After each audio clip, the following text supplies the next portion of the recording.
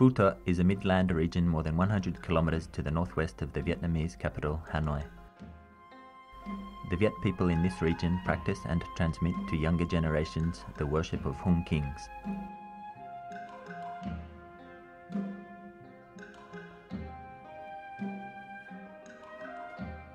In Phu Tho stands the sacred Nghĩa Linh Mountain, also called Hung Mountain. On this mountain sit temples dedicated to the Hung kings. Around Nghĩa Linh Mountain, more than 100 Hung kings worshipping villages and communes create a worshipping space hundreds of square kilometers in area.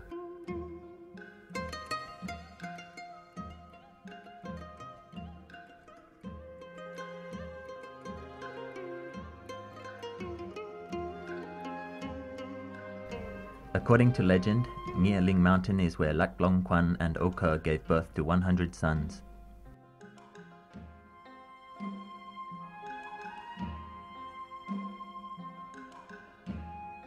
Their eldest son, the first Hung king, founded the ancient country of Van Lang. From then on, the country's territory has been firmly established.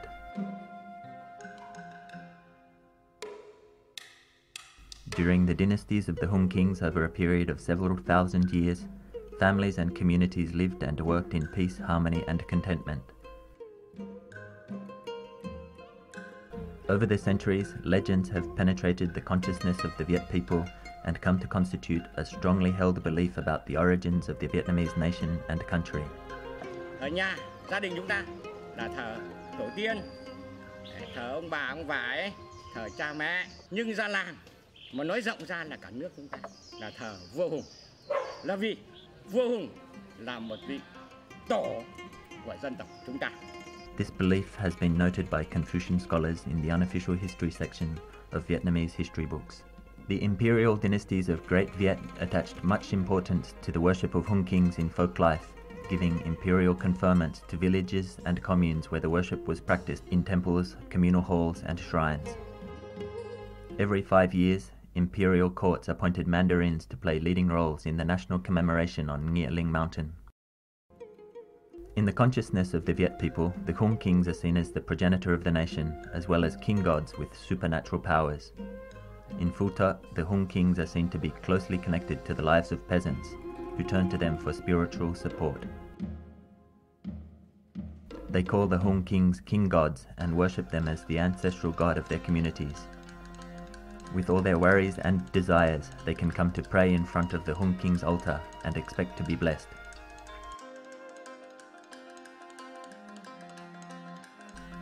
The worship of Hung kings is the source of innumerable legends about wharves, rivers, fields, rice crops, land, and other significant socio-economic and cultural elements. Hôm nay cũng là ngày để mở cửa đình, đóng áo chọc, tất cả bộ phận khánh tiết là các cụ lò thủ tất. Many of these legends are reenacted in annual rituals at communal halls, temples and shrines in villages and communes. People prepare for these rituals and the offerings made during them very carefully.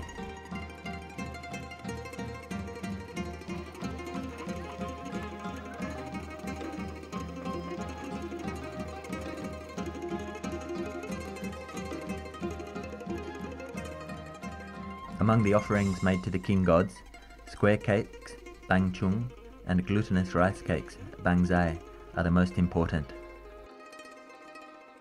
According to legend, Lang Leo, the 7th Hung king, created these two cakes which symbolize heaven and earth and the piety of children to their parents.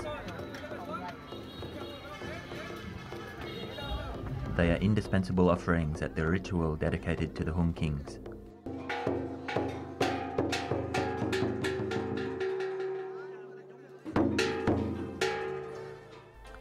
The rituals of worshipping the Hung kings are carried out in villages and communes for several days.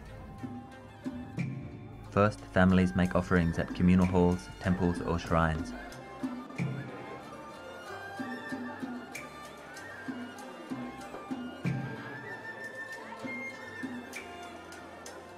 Then, all community members join a procession bearing the King God's tablet through villages and fields, so they can witness the lives of their descendants today and bestow their sacred power upon people, crops, and domestic animals.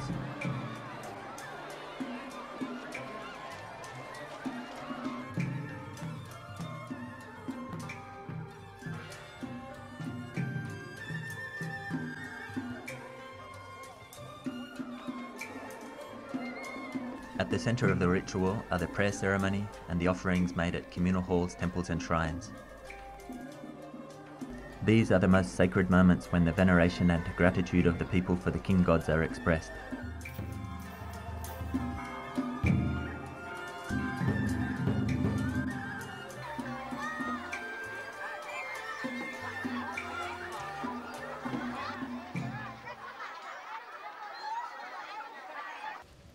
Besides the annual ritual, some villages in Phu Tho customarily bring offerings to Nghĩa Linh mountain to invite the king gods to join them for the Lunar New Year.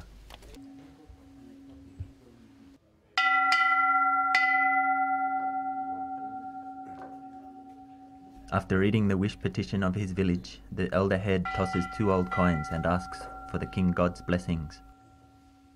If one coin is heads and the other is tails, the king god is happy to accept the village's wishes. At the New Year feast, the villagers feel more jovial if the hallowed spirit of the Hung kings is with them.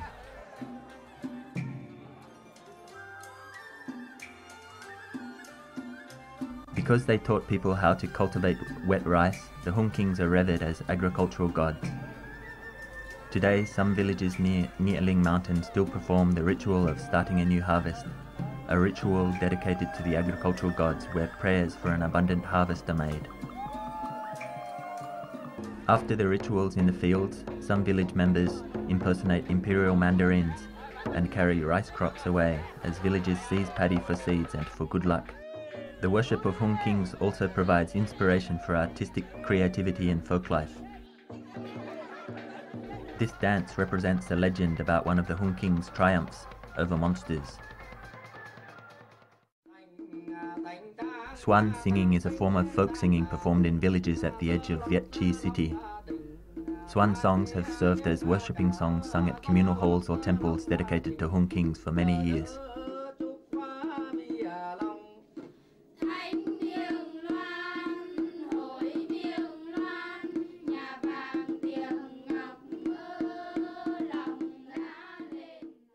The largest commemoration of the Hung kings is the ancestral anniversary held on the 10th day of the 3rd lunar month on the sacred mountain of Nghĩa Linh. According to custom, a national commemoration is held every 5 years. Millions of people from all corners of the country go on pilgrimage to Nghĩa Linh mountain to express their gratitude to the ancestor of the nation, to connect with their origins, and to make their personal wishes. Từ đời ông cha ta là có vua Hùng dựng nước để mới đến bây giờ mới có đời chúng mình, thì chúng tôi là thường là đi lễ để cầu phúc cầu lộc cầu tài cho con cho cháu. In recent decades, the Vietnamese government and authorities in Phu Tho province have initiated and supported many research projects on Hung kings worship. They have also worked to reconstruct the Hung kings worshipping space, which had been falling into ruin and on the brink of disappearance, and encouraged villages and communes to revitalize folk performances and rituals related to the Hung kings. These efforts have provided opportunities for local people to preserve and promote the worship of Hung kings. Cả dân làng cũng mong là ta giữ được cái truyền thống này lâu dài, không những là bây giờ để cho ta còn thực hiện biết, mà sau này con cháu ta cũng còn phải duy trì phát huy cái đó.